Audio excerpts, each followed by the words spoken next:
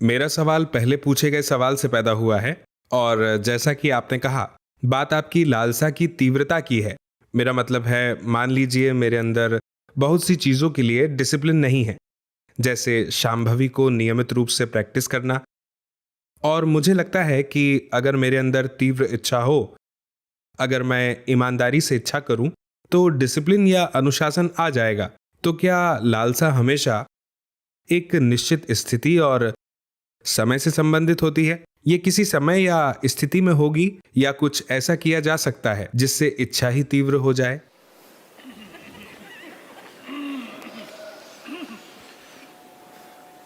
आपको भूख लगे हुए कितना समय हो चुका है? कुछ घंटे हो गए। बहुत भूख आपको आखिरी बार कब लगी थी? क्योंकि ज्यादातर लोग कभी खुद को भूख महसूस ही नहीं होने देते। वे दिन भर खाते रहते हैं। कितना समय हो गया है जब आपको सचमुच बहुत भूख लगी थी? कभी कभार हाँ। मुझे बताएं, कितने समय पहले? सचमुच बहुत भूख लगना, मतलब मेरा मतलब है, भूख तो लगती है और फिर हम खाते हैं, लेकिन मुझे नहीं पता कि इतनी भूख कब लगी थी कि मैं। फिर तो बहुत समय हो गया है। हाँ हाँ। क्योंकि भूख ऐसा अनुभव नहीं है जिसे आप भूल सकते हैं। ये तीव्र होती है। तो अगर आप 3 दिन 4 दिन व्रत रखें तो आप हर चीज ध्यान से करेंगे।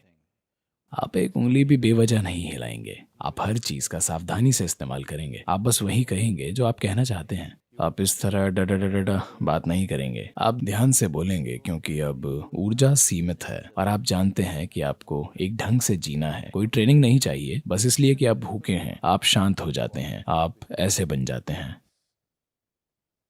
इसी तरह अगर किसी चीज की तड़प हो तो वह भूख जैसी होती है। अगर आपकी लालसा काफी मजबूत है तो सब कुछ अपने आप होने लगेगा।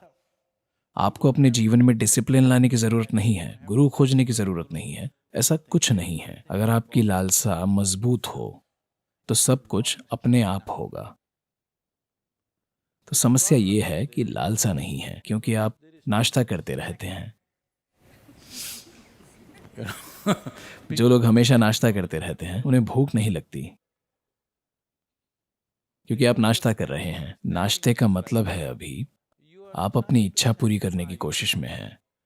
मनुष्य की लालसा असीम रूप से विस्तार करने की है, पर आप अपनी लालसा को खरीदारी से पूरा कर रहे हैं, या फिर क्रिकेट मैच देखकर, सिनेमा देखकर, किसी से बातें करके, कुछ पढ़कर, लाखों दूसरी चीजों से अपना ध्यान भटका रहे हैं। तो बस कुछ दिन ऐसे बिताएं। कुछ नहीं, बस अपने कमरे को सफेद रंग दें। ठीक है? आरामदायक कुर्सी चलेगी। आंखें खुली हों, नींद ना लें। सतर्कता और खुलापन रखें। ना कुछ पढ़ें, ना कुछ सोचें। कोई नई फिलॉसफी मत बनाएं, कुछ भी नहीं, बस बैठे रहिए। आप देखेंगे, शुरू में आपको ऐसा लग सकता है कि आप पागल हो रहे हैं, पर कुछ समय बाद आप साफ देख पाएंगे कि ये जीवन क्या चाहता है। ये आपके लिए 100% स्पष्ट हो जाएगा। बिल्कुल 100% स्पष्ट, कोई संदेह नहीं बचेगा।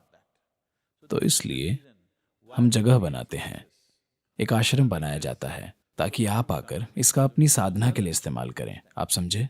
आप आएं और कुछ समय लगाएं। एक वर्ष में कम से कम 1 हफ्ता या 2 हफ्ते, बस इसके लिए, किसी और चीज के लिए नहीं।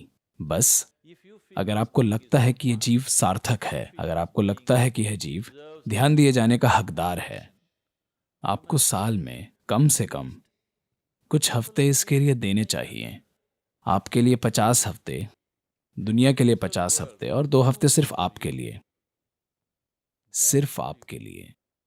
ना आपके शरीर के लिए, ना मन के लिए, ना मनोरंजन के लिए, ना ही अपने परिवार के लिए, बस आपके लिए। आपको यह समझना होगा, सबसे अच्छी चीज, सबसे महत्वपूर्ण चीज और सबसे खूबसूरत चीज जो आप अपने आसपास के लोगों को दे सकते हैं, वो ये है कि आप एक विकसित इंसान हैं।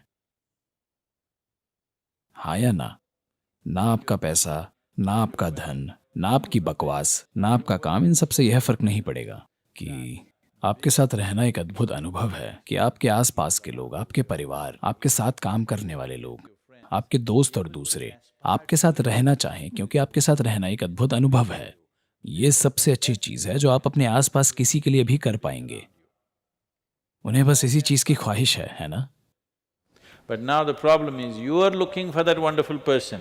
पर अब समस्या यह है कि आप खुद वैसा अद्भुत व्यक्ति खोज रहे हैं। अरे मुझे एक अद्भुत व्यक्ति मिला, पर आप खुद एक अद्भुत व्यक्ति क्यों नहीं हैं? क्योंकि आपने कभी इस पर ध्यान नहीं दिया। आपको लगता है कि आपके आसपास जो कुछ हो रहा है वो इससे ज्यादा महत्वपूर्ण है। नहीं नहीं नहीं, आपके जीवन की क्वालिटी मूल रूप से इसकी क्वालिटी से तय होती है। ये जैसा है जीवन भी वैसा ही होगा। हम आपको जहां भी भेजें, चाहे हम आपको स्वर्ग में डाल दें या नरक में, आपके जीवन का अनुभव और क्वालिटी इस बात से तय होगी कि ये कैसा है, ना कि स्थिति कैसी है।